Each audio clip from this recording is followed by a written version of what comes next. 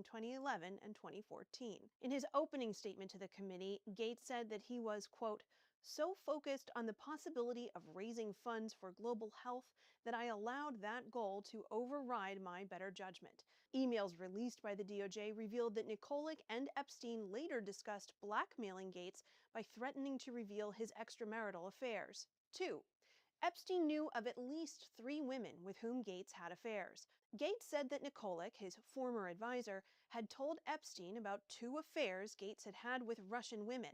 He also said that Epstein tried to extort money out of him by saying he needed to reimburse Epstein for payments he made to one of the women.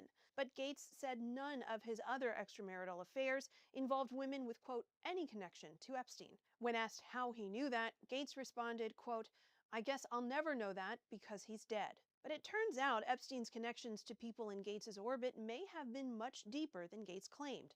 A 3rd woman with whom Gates had an affair, Dr. Alice Jacobs, was in touch with Epstein going back to 2009. DOJ files revealed she told Epstein that Nikolic was her, quote, best friend.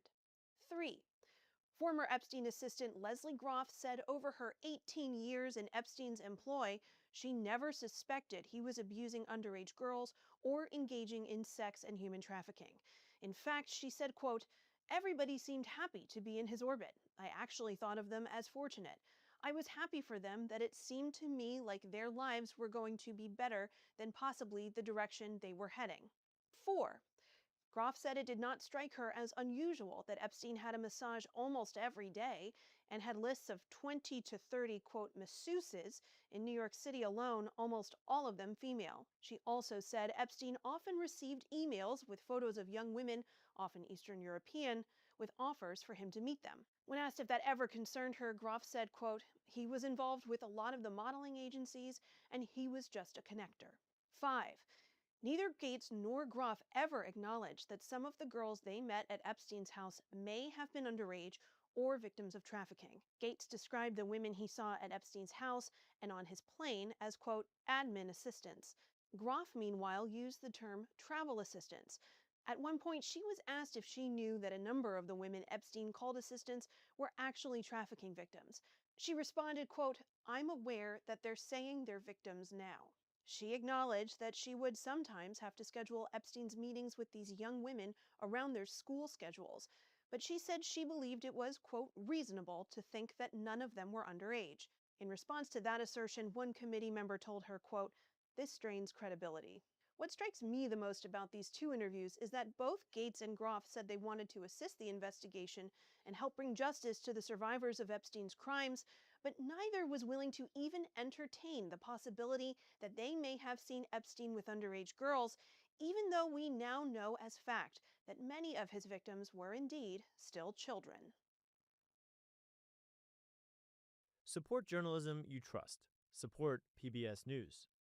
Donate now, or even better, start a monthly contribution today.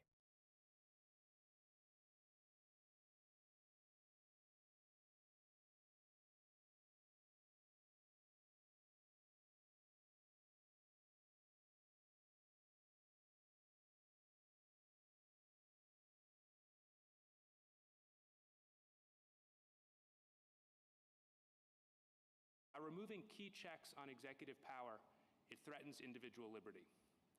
Chevron also violates the APA. The most straightforward reading of Section 706 requires de novo review of legal questions. Congress put constitutional and statutory interpretation on equal footing, and it required independent legal judgment as to both. As Justice Scalia wrote, the APA's text contemplates that courts, not agencies, will authoritatively resolve ambiguities in statutes. And third, this court's only justification for Chevron is the implied delegation theory, but that theory is a fiction. There's no reason to think that Congress intends every ambiguity in every agency statute to give agencies an ongoing power to interpret and reinterpret federal law in ways that override its best meaning. In this case, the agency misinterpreted the MSA to force struggling fishermen to pay up to 20% of their annual profits to federal agents.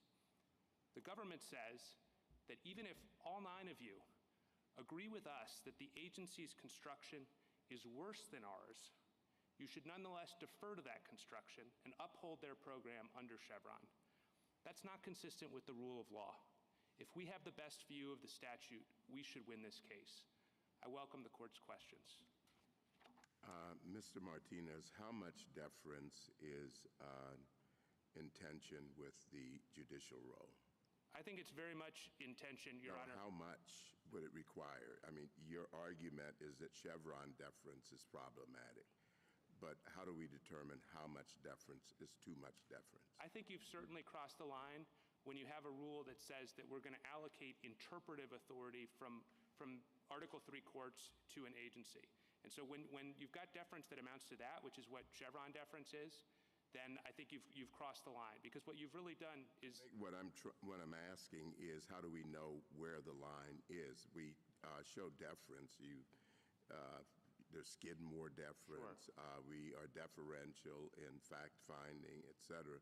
So I'm just trying to determine whether you're saying that if it's not de novo review, without any presumptions or deference, then it's problematic. I think deference becomes problematic when it requires a judge to say that the law means X, when really the judge thinks the law means Y.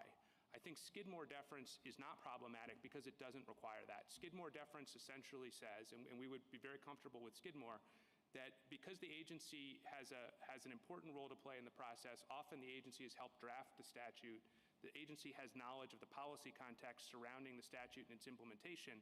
Of course, courts should pay special attention to what agencies say, but the agency ultimately has to bring its expertise to bear in a way that's persuasive. And if the court isn't persuasive, if the court thinks that the law means X, even though the agency thinks the law means Y, then the court needs to go with the best interpretation of the statute, just like it does in every other area of statutory or constitutional interpretation. Let's suppose the statute says the Department of Transportation will set length limits for trucks that are reasonable. Right. Is that a legal question for the court, or is that a policy question for the agency?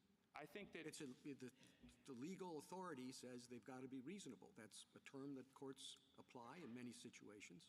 I think that a court looking at that statute would try to determine the best meaning of the statute, and the best meaning of the statute there would be that the use of the term reasonable confers upon the agency discretion to choose among certain policy options. Now, that doesn't mean that the agency can just do whatever it wants, because there are limits, and the court has to police that limits. Michigan versus EPA is a good example. Congress used a broad term like appropriate, and the question was, which is similar to reasonable, in giving the agency a range of discretion. But at the same time, when the agency said, well, we don't have to consider costs in figuring out whether something is appropriate, the court said no, that as a legal matter, the best interpretation of the word appropriate in the context of this statute requires the agency to consider costs. Well, what if the statute says that the agency can regulate truck length for vehicles that travel in interstate commerce? And there's a question whether or not the delegation for interstate commerce is satisfied when particular circumstances are present. I think that would be a case if the court were called upon to interpret if the dispute was about what interstate commerce means. I think that would be a classic legal question. That would be a legal question for the court. And I think it actually highlights, because interstate commerce is probably there because of the constitutional limitations, it highlights the fact that really the same rule should apply to interpreting constitutional provisions as statutes. You can imagine situations where the interstate commerce determination is peculiarly fact-bound. Trucks transferring loads at transfer points on the border. Is that in interstate commerce for each one or not? And isn't the policy judgment of the agency pertinent in that situation? I think certainly the policy judgment of the agency is pertinent in determining sort of the facts, because the agency might be on the ground and understand the factual scenario. But I think there's an important legal component to that question, that in any other context, like, for example, if you were interpreting the Constitution, I think the court would quite reasonably think it's its own job to interpret the constitutional requirement of interstate commerce, and would give its best meaning. Well, let me give you a few more examples along the same lines, Mr. Martinez. Is a new product designed to promote healthy cholesterol levels a dietary supplement or a drug? Sorry, can you give that one more time? A new product designed to promote healthy cholesterol levels. Is it a dietary supplement, that's a statutory term, or a drug? I think it would depend on the original understanding of the text of that statute read in context. I think that's a legal question for a court. You think that the court should determine whether this new product is a dietary supplement or a drug without giving deference to the agency, where it is not clear from the text of the statute or from using any traditional methods of statutory interpretation whether, in fact, the new product is a dietary supplement or a drug. You want the courts to decide that? Justice Kagan, I think with respect to that question or any other of the legal question, I think what the court would do, they're going to be hard questions, but I think the court would bring all the traditional tools of construction to bear. They do that under Chevron. We have made clear all the traditional tools. If you can find an answer, that is the answer. So the court is very rarely in this situation in which you're talking where it thinks the law means X and instead it says Y. If it thinks it means X under Chevron, as we've understood it and made clear and reined it in a little bit over these last few years, it's supposed to say X. But sometimes law runs out. Sometimes there's a gap. Sometimes there's a genuine ambiguity. And I don't know. In that case, I would rather have people at HHS telling me whether this new product was a dietary supplement or a drug. So, Your Honor, I think a couple things. First of all, I don't think Chevron is a doctrine that only applies to tiebreaker 50-50 scenarios. It's never been understood that way. Justice Scalia, in his famous article in 1989... It's not a tiebreaker. There are just some times where you look at a statute and the most honest reading is that there's a gap there. Because of the limits of language, because of the limits of our ability to predict the future. And so who fills that gap? But I guess what I would sort of push back on is I don't think there's a gap if the court looks at the statute and thinks, hey, this is a really hard case, it's a really close statute, 52% likely, I think, I have 52% confidence that X is right, 48% likely. I'll give you another one, Mr. Martinez. Does the term power production, these are real cases. Right. These are prototypical Chevron cases. But does the term power production capacity refer to AC power that is sent out to the electric grid or DC power that's produced by a solar panel? I think same answer as the first hypothetical, but let me try to sort of give you a different framework for thinking about this problem. Let's imagine that statute came to a court before an agency had even acted in the first place. What would a court do? Would a court look at a statutory term like that presents a hard interpretive question and say, well, this is hard, it's sort of 52-48, it's kind of close, I think the law has run out and I'm just not going to be able to decide this? I think the court would go with the best interpretation. The court in that case would have to make a choice, but you see here the court can say, the best option is to listen carefully and to defer if it's reasonable and if it's consistent with everything that we know that Congress has said, to defer to people who actually know things about these things, to people who understand the way particular questions fit within a broader statutory and regulatory scheme, to people who have understanding of the policies and of the facts that led to this. I'll give you a third example. This will be my last one, Mr. Martinez, and it's going to be my fairest one, because it's going to be one you know about, which is Chevron. Is a stationary source in the Clean Air Act, does it refer to whole plants or to each pollution-emitting device within the plant? We think that the decision in Chevron reflected the best interpretation. With much respect to Justice Gorsuch's mother's EPA, we think that was the best interpretation. But can I just go back and I think what you described earlier about listening to the agency and taking into account all those things, our rule would allow that. That's Skidmore. I think the only difference between our rule and the Skidmore sort of approach and the Chevron approach is that after listening to the agency's explanation of all the things that you said, if the court isn't persuaded by the agency that the agency's interpretation is correct, Chevron would say you still have to go with the agency. And that's just like a dramatic thing. But why not? Meaning, I think all of the play in disagreement is around the word ambiguity. I know that there have been some earlier cases that suggested if there were two plausible meanings, you went with the agency meaning. I think we've gone far beyond that. It has to be two reasonable meanings. Assuming you make an assumption that there is a best answer. I don't know how you can say there's a best answer when justices of this court routinely disagree. And we routinely disagree at 5-4. Is the best answer simply a majority answer? I don't think so. But Your Honor, I happen, when I dissent, to think the others got it wrong. And they often do. But putting that aside, in those situations, there are two plausible, not merely plausible, there are two best answers. And the question is who makes the choice or helps you make the choice. And if the court can disagree reasonably and comes to that tiebreaker point, and it could be 51-49, it could be 52-53, if it's that close, why shouldn't the person with all of the qualities you spoke about, the entity with all of the qualities, expertise, experience, on the ground execution, knowledge of consequences, why shouldn't deference be given to that entity? Justice Sotomayor, I think your explanation of ambiguity just now just proves the problem with Chevron. Because I think what you said is that whenever there's a case, a statutory case in which the members of the court disagree with one another, that's essentially saying the statute's ambiguous because reasonable people can disagree. That's what nobody believes about Chevron, Mr. Martinez. As we've described it, is you work hard to figure out a statutory problem. You don't say, oh, it's difficult, oh, there are two interpretations, oh, not everybody agrees with this in 3 seconds flat. You don't say that. You do everything you do. Look at the text. Look at legislative history if you believe in legislative history.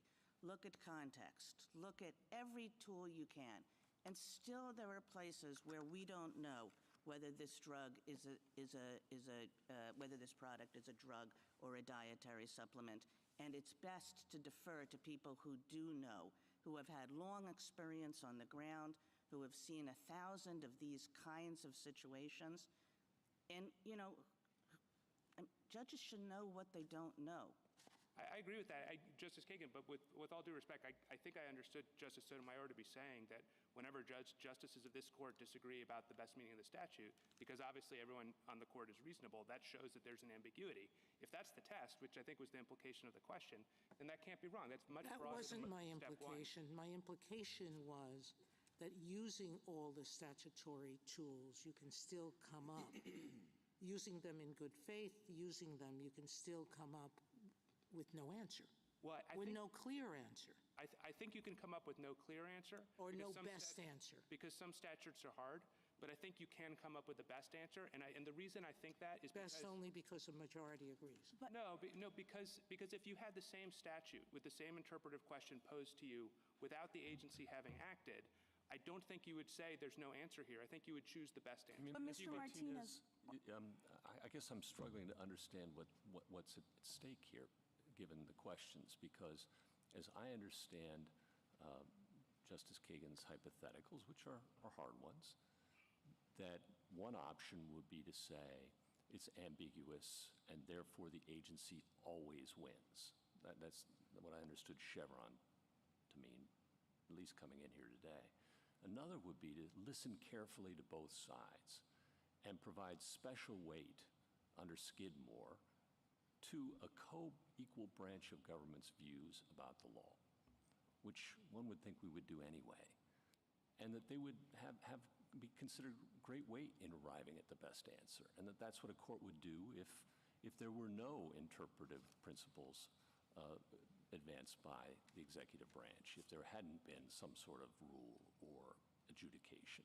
Is that correct? I think that's correct, and I think the difference between the Skidmore approach that you just laid out and the Chevron approach is just at the end of the day, once you've considered all the expertise and all the information the agency has to bear. Who decides? Who decides? Is the judge persuaded or not persuaded? Is the judge persuaded at the end of the day with proper deference given to a co-equal branch of government?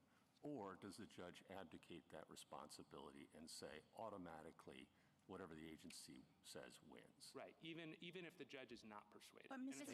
Martinez, doesn't then that... if I might just finish up, What's the effective difference of that? It seems to me that in the first case, when a judge says, here's the law, it's settled. We're done, right? It can be appealed, but at the end of the day, if the Supreme Court of the United States upholds that interpretation, we're finished. Whereas under the Chevron approach, are we finished?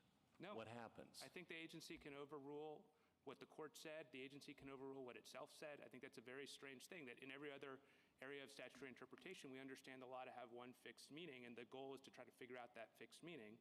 But Chevron, by design, creates this world in which the agency is because there's this zone of discretion, the agency in ambiguity, the agency can kind of flip-flop and then force courts to flip-flop with that. And I'm struck on that score by the Brand X case, which involved broadband, in which this court said, okay, agency, you automatically win with respect to one interpretation in the Bush administration, I believe it was. And then, of course, the next administration came back and proposed an opposite rule. Right. And then the next administration came back and flipped it back closer to the first. And as I understand it, the present administration is thinking about going back to where That's exactly we right. started. That's exactly right, Justice Gorsuch, and I think it plays up the real problem. Chevron really is a reliance-destroying doctrine. Imagine if you're a person or a regulated entity and you're trying to figure out what the law is. You should be able to rely on the best interpretation of the law and not have to check the CFR every couple of years to see if the law has somehow changed, even though Congress hasn't acted. And that's the delta between Skidmore and Chevron. I think that's right. I mean, Skidmore, I think, would allow for courts to give meaningful weight and consideration to persuasive opinions by agencies. The only thing Skidmore doesn't do is require a court to give up its ultimate interpretive say and defer to an interpretation that is not persuasive. Mr. Martinez, what I'm stuck on is what seems to be an assumption in your argument that every question posed with respect to interpreting a statute is a legal one. I see Chevron as doing the very important work of helping courts stay away from policy making. And so I'd like for you to sort of think of it through that lens and help me understand why, if we do away with Chevron's framework, we won't have a problem of courts actually making a policy decision. So Justice Kagan gave you a number of examples, and I think the reason why those examples are hard or why they're ambiguous or whatever is because at bottom, they're not asking legal questions, they're asking policy questions. How is it that stationary source is to be defined? That's not really a legal question. I mean, there could be several reasonable ways of interpreting that. And at the end of the day, I think the way I've been thinking about Chevron is Congress has given that policy choice to the agency. And my concern is that if we take away something like Chevron, the court will then suddenly become a policymaker by majority rule or not, making policy determinations. So how can we avoid that?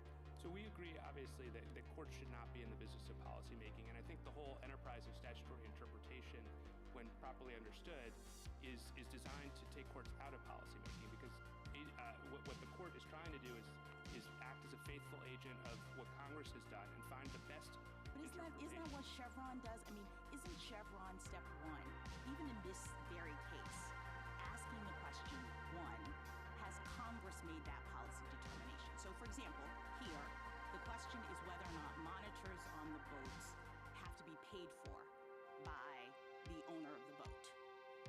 I see that as a policy question.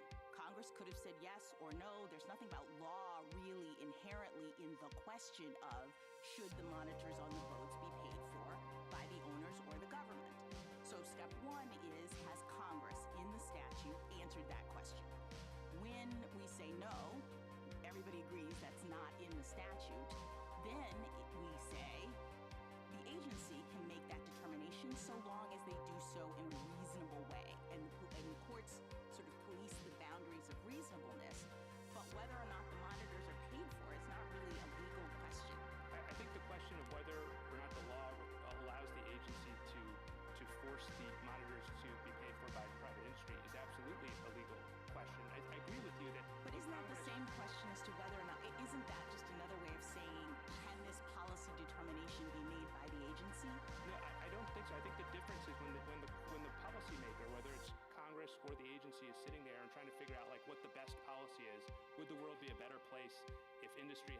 for these monitors or not. That's absolutely a policy question. Okay, so that's the question, right? But no, because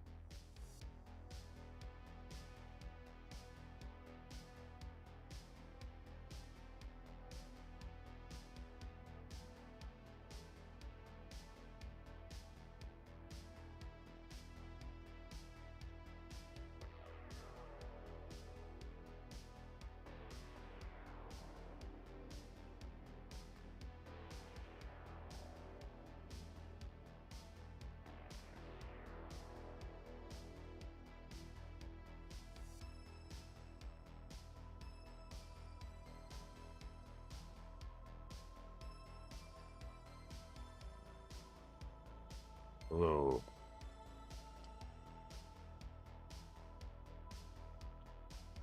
Just working on trying to get these skull bones done so I can move on to the rest of the painting. Slowly building up my values.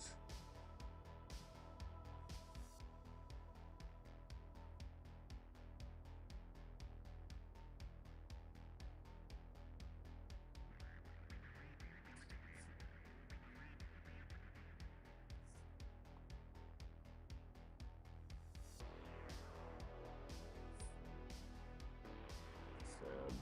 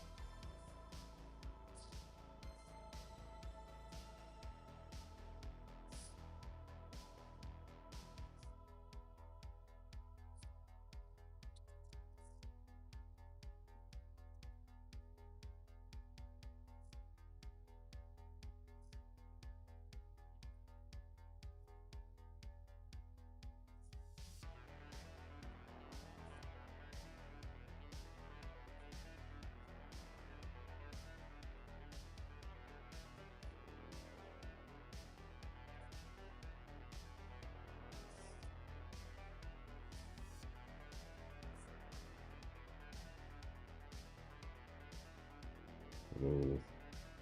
Anyone watching? I'm just trying to get these skulls done.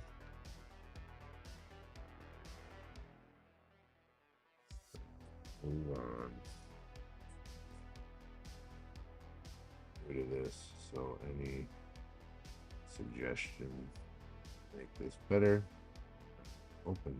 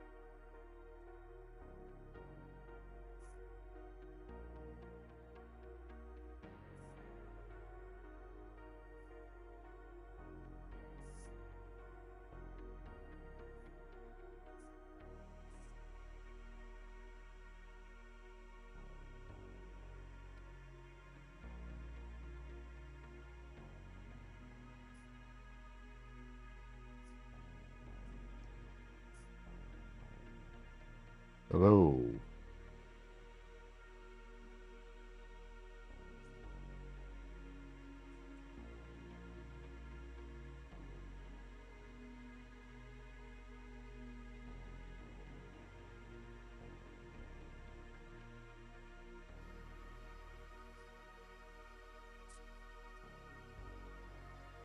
Oh.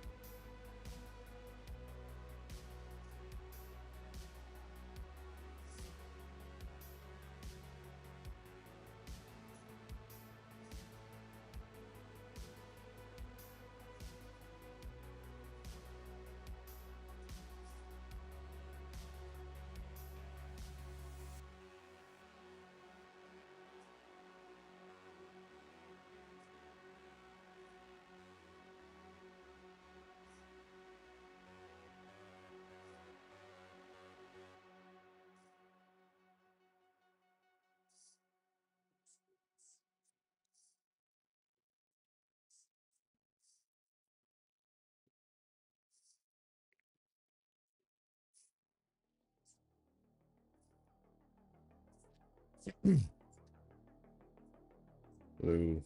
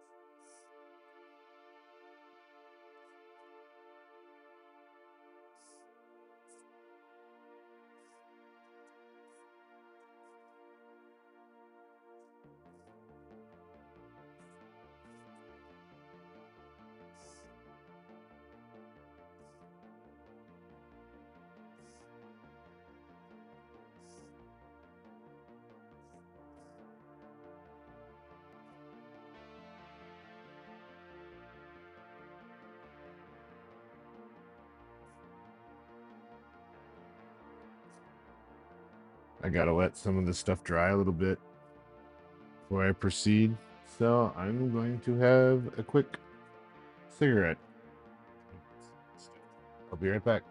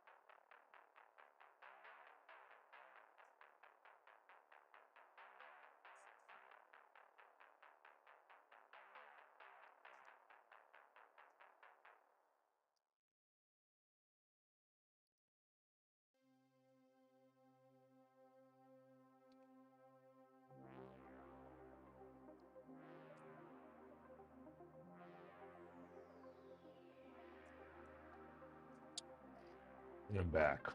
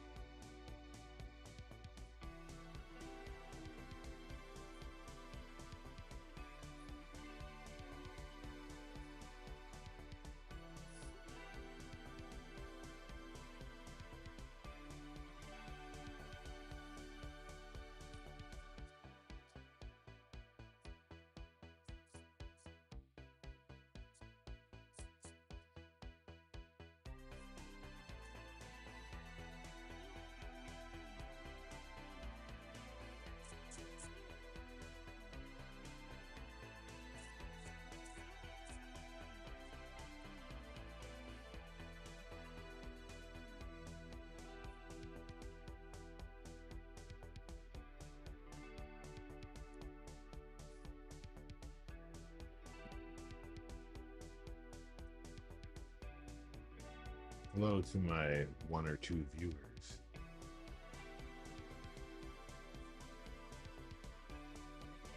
Appreciate it.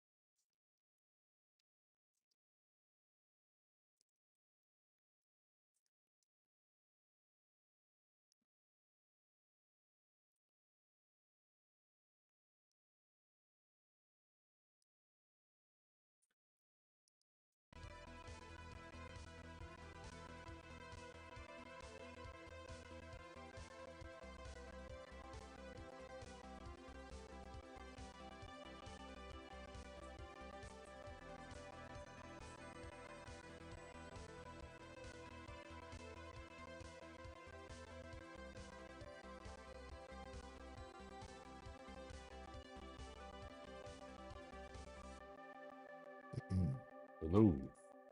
Is this audio work? What happened with music?